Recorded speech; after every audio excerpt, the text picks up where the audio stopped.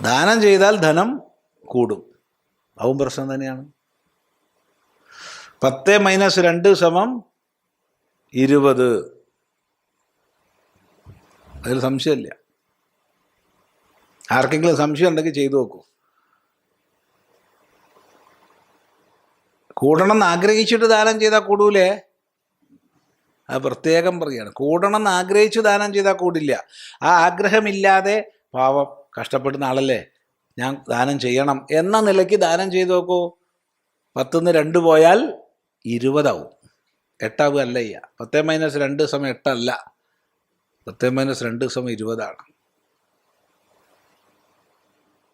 അപ്പോൾ ദാനം കൊണ്ട് വർദ്ധിക്കും. അതാണ് ദാനേന പുനരുദ്ഭവ. മനു പറയുന്നത് ദാനേന ധനവൃദ്ധി സ്യാതെന്നാണ്. ദാനം കൊണ്ട് ധനവൃദ്ധി ഉണ്ടാവും, ധനം വർദ്ധിക്കും.